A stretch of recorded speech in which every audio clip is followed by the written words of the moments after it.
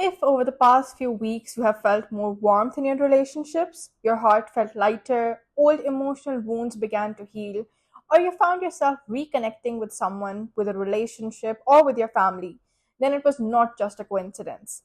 Venus was in Cancer, and Cancer is the place where Venus tries to bring peace to the heart. But now, the story is about to change. On July 5th, Venus leaves Cancer and enters Leo, and waiting for Venus in Leo is Ketu. This is not the kind of transit that simply brings love. This is the kind of transit that reveals the truth hidden behind love. It is the transit that may ask you, do you truly love that person? Or do you simply love the attention they give you? Do you genuinely want to save the relationship, or are you only trying to protect the image attached to it? Are you truly happy? Or do you simply want to appear happy? Leo is the sign of recognition, and Ketu is the planet that severs attachment. When Venus and Ketu come together, some old stories of the heart come to an end, and some new truths begin to reveal themselves. Over the coming weeks, many people will begin to see themselves from a completely different perspective. Some may realize that the very thing they have been chasing was never as important as they once believed. And for the first time, some will understand that true worth is not found in attention, it is found in self worth. Before we continue, if you do not know your moon sign, simply leave your original date of birth in the comments section. We will help you identify your moon sign. Because in Vedic astrology, we read horoscopes based on the moon sign, making it an essential part of your reading. So now, let's explore what this Venus and Ketu conjunction has in store for your moon sign. Moving on to Cancer. Over the past few weeks, Venus has been in your own sign. Perhaps you felt a new sense of softness within yourself. Some relationships may have begun to heal, some emotional burdens may have become lighter, or perhaps you started separating your own happiness from other people's expectations. But now, Venus is leaving Cancer and entering Leo.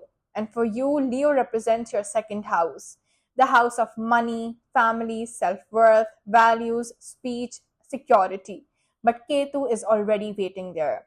And Venus casts its seventh aspect onto Aquarius, which is your eighth house where Rahu is placed. Which means the story of the coming weeks is not simply about money. It is a story about what do I have and why do I place so much value on it. When Venus enters the second house, it naturally supports finances, comfort, and family matters.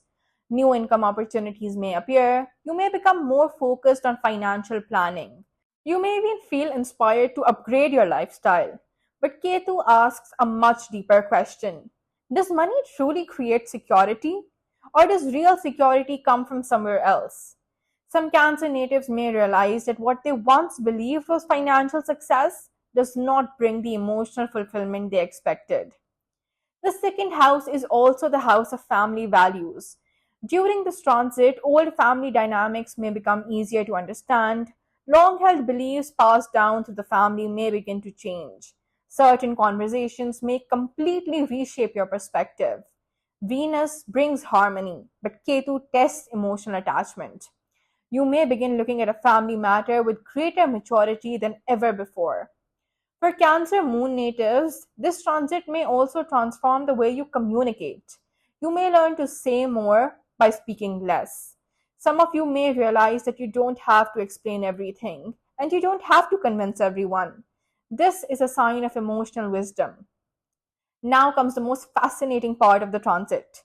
Aquarius represents your eighth house, which is the house of deep transformation, shared finances, hidden emotions, trust, psychological patterns, intimacy. Plus, Rahu is sitting here, which deepens mysteries. It can create obsessions, it can make unanswered questions feel even more important.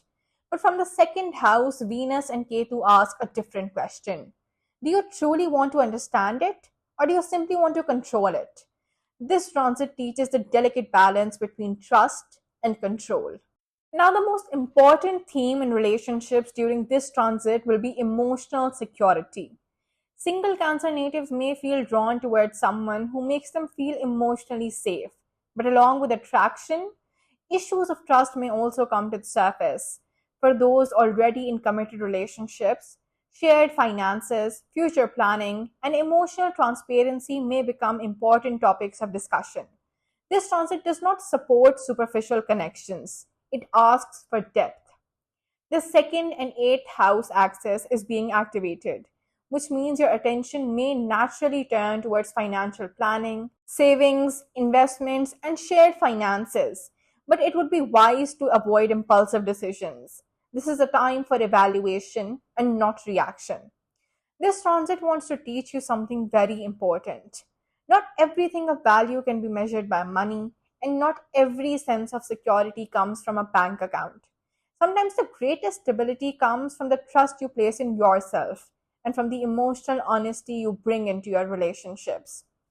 Here are some recommendations for you to get the best out of this transit.